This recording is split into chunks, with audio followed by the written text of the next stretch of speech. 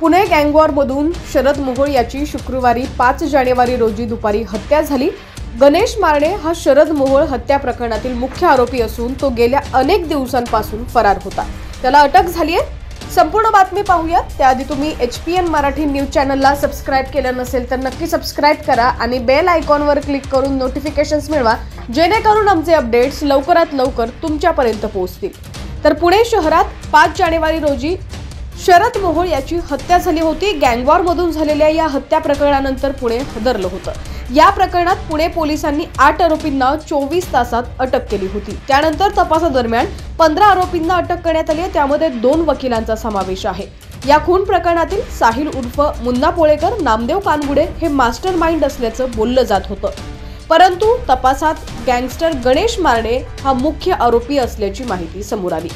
त्यानंतर पुणे पोलीस त्यांच्या शोधात होते। गणेश मारणे याला अटक करण्यासाठी गेल्या 25 दिवसांपासून पोलिसांचे प्रयत्न सुरू होते। अखेर या प्रयत्नास यश आले।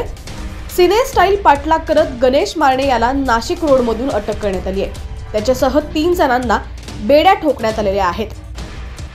गणेश मारणे गेल्या अनेक दिवसांपासून फरार होता। गणेश मारणे तुळजापूर इथं गेल्याची माहिती पोलिसांना मिळाली।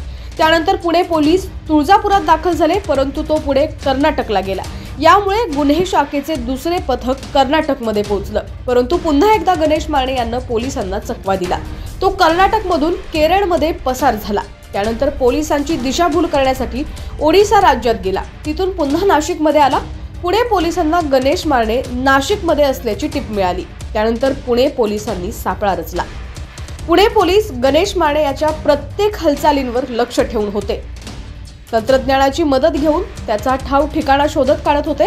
मग त्याचे लोकेशन ट्रेस झालं। त्यानंतर पोलिसांनी नाशिक येथून त्याचा पाठलाग सुरू केला। रस्त्यात 3 ट्रॅव्हल्स बसची तपासणी केली। अखेर मारणेसह त्याच्या साथीदारांना मोटारीतून जात असताना पकडलं। पाठलाग करत त्यांना मोशी टोल नाक्याजवळ ताब्यात घेतलं। पुणे पोलिसांच्या गुन्हे शाखेनं ही कारवाई केलेली आहे। गणेश मारणे हा शरद मोहोळ हत्या प्रकरणातील मुख्य आरोपी असून तो गेल्या अनेक दिवसांपासून फरार होता। पुणे पोलिसांनी शरद मोहोळ हत्या प्रकरणी आरोपींवर मोक्का अंतर्गत कारवाई केली आहे। त्यात गणेश मारणे याचाही समावेश आहे। अखेर शरद मोहोळ खून प्रकरणातील मुख्य आरोपी हा पोलिसांच्या जाळ्यात अडकलेला आहे। 4 राज्यात फिरल्यानंतर अखेर सिने स्टाईल पोलिसांनी त्याचा पाठलाग केला आणि त्याला पकडलेला आहे।